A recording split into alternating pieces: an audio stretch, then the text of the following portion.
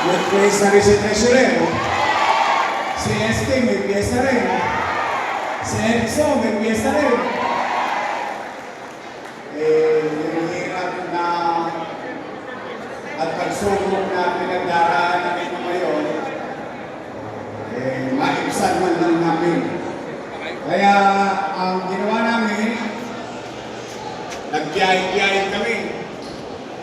Nagsama-sama na kami ng kaunti namin na at least sigurado ako may handa kayo sa piyesta.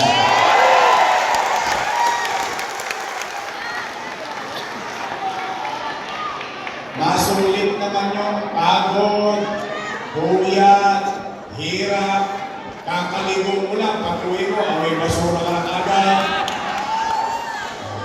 I know how it feels. Alam niyo yun, noong araw, ako nga, sa sityo, nakaapak ako ng tayo. Hindi pa sila. Sa paglilinis sa Pilipinas. Alam naman natin yung kare-kare. Ngayon, ito naman ang aking mensahe.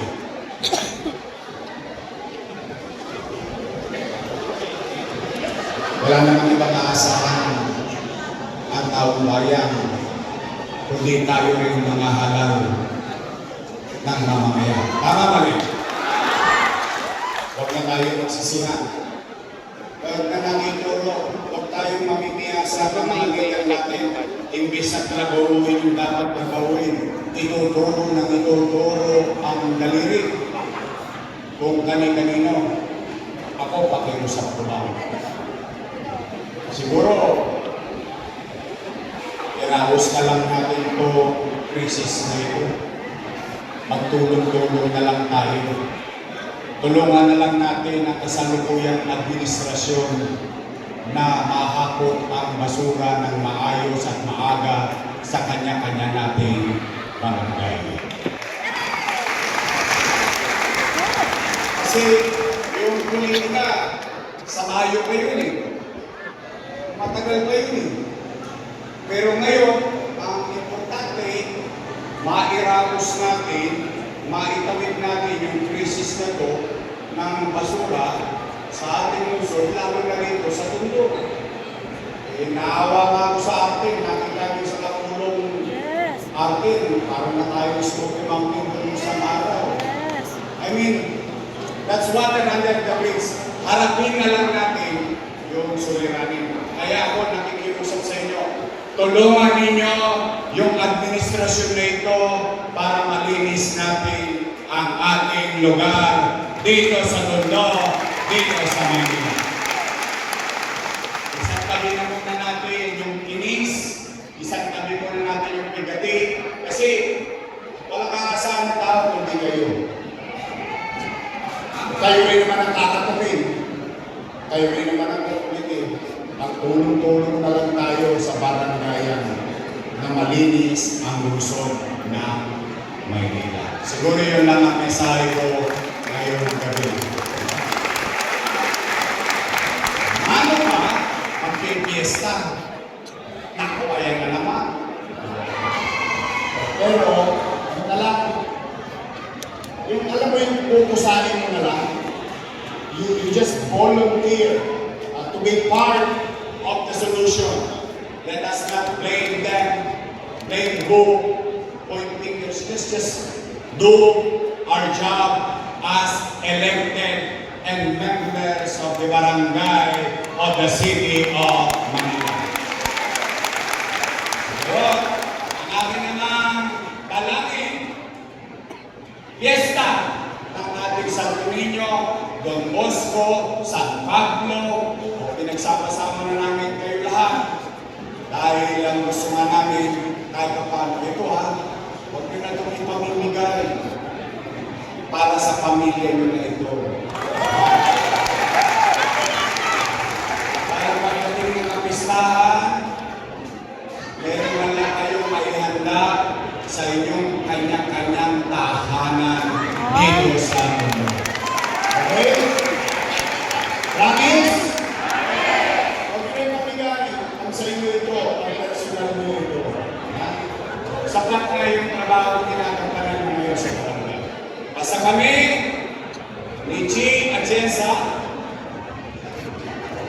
ni Ernest Dionisio, at 10 ng mga Your Miss Choice. Kaisa niyo kami sa pagdiriwang ng ating pamistahan noong Santo Niño. At nawa, yawa Diyos, idalangin natin ang may mga sakit, kaanak, idalangin natin yung mga nahihirapan na makatikim man lang ng kaginawaan. Idalangin natin ang kapayapaan dito sa mundo, dito sa Maynila, at higit sa lahat, sa buong sa pagkilala natin sa ating buong Santo Niño. So muli, tapos na po ang programa, uwi na po.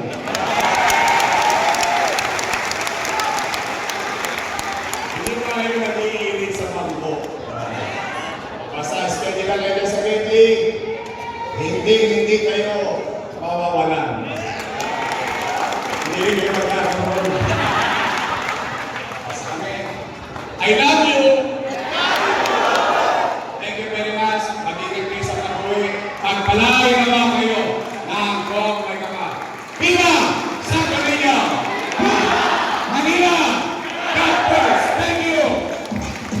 Maraming salamat po muli. Palakpakan po natin yung Isko Moreno na Magoso at Vice Mayor Chi Atienza.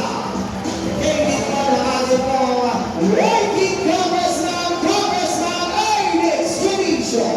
At ang ating po mga Your Best Choice sa Pagkula po ni Kansalan ng Pagkakita Alfonso, Councilor Joaquin Magoso, Councilor Jesus Nagapahardo, Councilor Bobby Hernandez, Councilor Colonel Judy Lai, at Councilor Ian Banzai-Eva. At sa ating po mga barangay officials, magyari lamang po na tayo po ay manatili mulang nakaupo sa ating po mga upuan at hayaan po natin ang ating po mga staff at siyang lalapit po sa inyo para sa isang maayos, organisado at may sistema pagmataas sa ating po training. Muli po, maraming salamat sa inyo po pagbibigay ng oras at pagkakataon na makasama po namin kayo. Ang panawagan ko may gagawat alal ay ang nagatay ng Barangay 104. Yung ay ituloy niyo magawa na sa akin po.